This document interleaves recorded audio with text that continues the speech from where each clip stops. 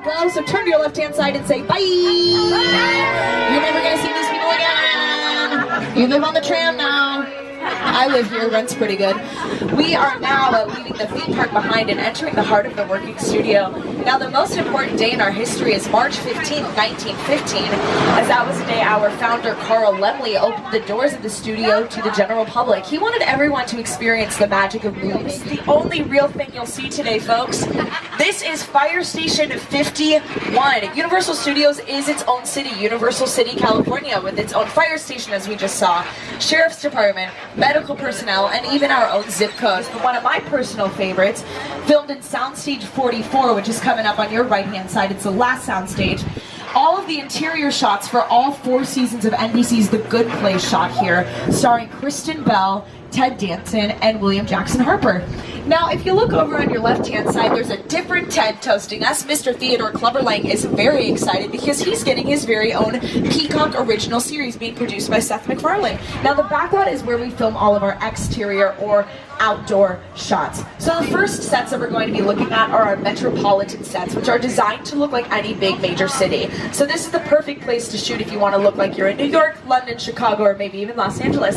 So the first street on your right-hand side is called Brownstone Street. This is where Mindy Lahiri lived in the Mindy Project, but a lot of people might recognize this as where Bruce lived in the 2003 comedy Bruce Almighty. Raise the door! In the shower! Inside bad, outside good. Inside bad, outside good.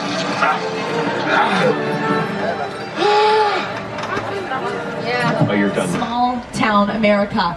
Welcome to Courthouse Square. Now, a lot of people might recognize that City Hall building on your left-hand side. This was used as the courthouse in To Kill a Mockingbird.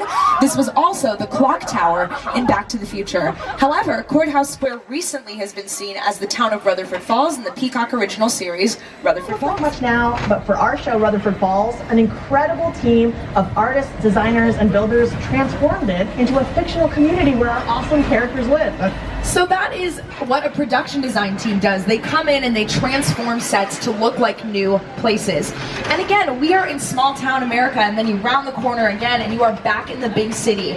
Welcome to New York Street. Now, this is actually our longest continuous set on our backlot, and this is designed to look like any big major city. So this is the perfect place to get that big aerial sweeping shot of your hero walking down the busy streets. Now, this is New York Street. I haven't spent a lot of time in New York, not really sure it's my vibe, it's my... I used to be 9 years old, and I didn't expect that to make it. I like things that just take you away from your real life. Too confident in reality. You want to go and shift into a lost island.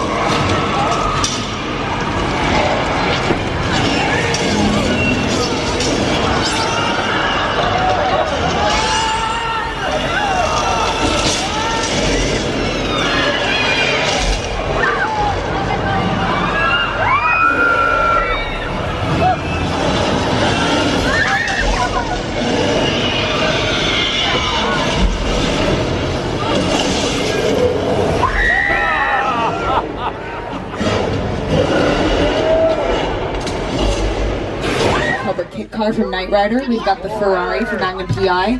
We have a collection of cars from the Back to the Future franchise, representing some futuristic cars from the scary, far-off year of 2015.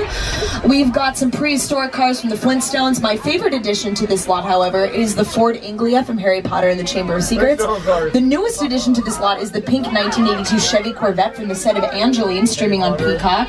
We've got a collection of cars from the Jurassic Park franchise. I want to talk about that gyrosphere from Jurassic World in a second. We've got the Crawdaddy, or the Wilson family boat from Jordan Peele's movie Us, and we have a collection of military-style vehicles from the set of Transformers.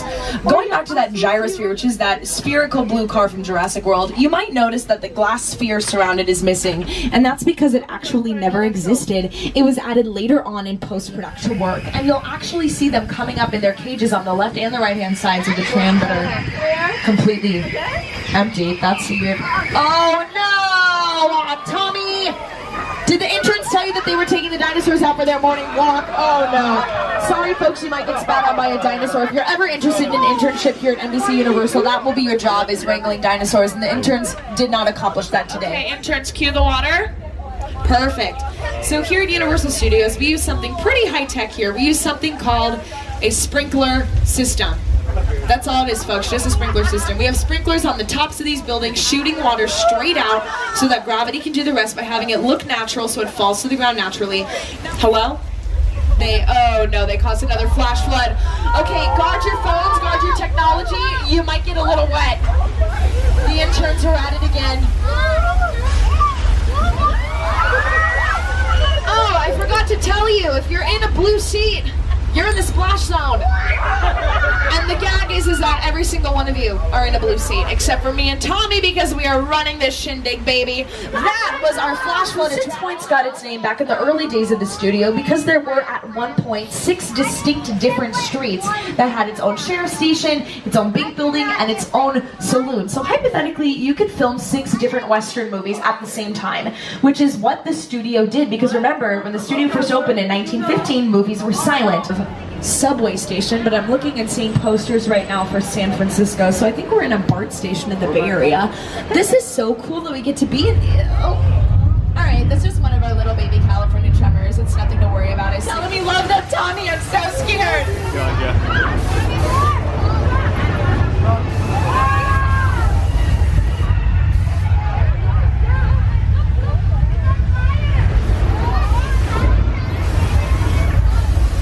To ration our food if we're stuck down here, so if you have any snacks, pass them on to car 1. I'll hold on to them for safe eating.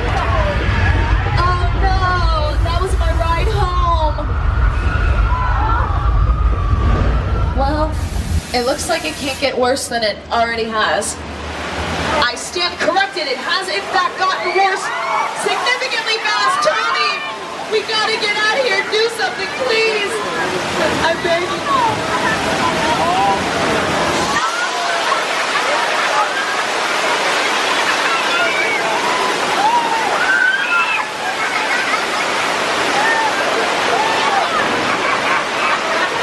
Was Earthquake, the big one, and if you're from California, that was Saturday.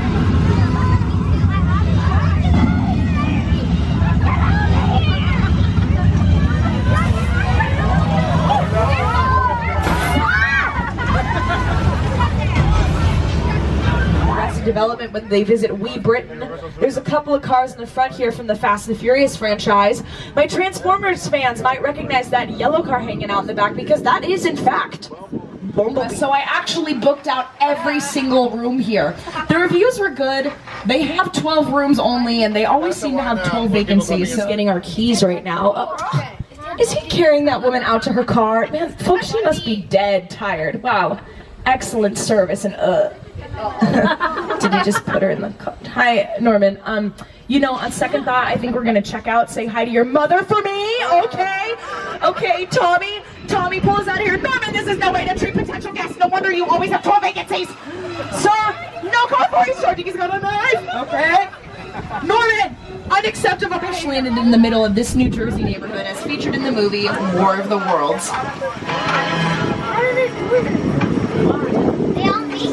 The airplane crash set is a perfect example of a set that is all designed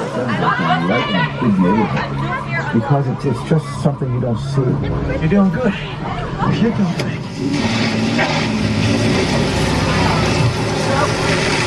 Robbie, get in.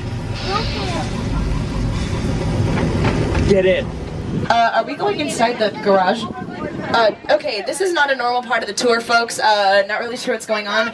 As a safety precaution, please stay seated. Keep your arms and legs inside the tram. And all. Okay, guys, it's showtime.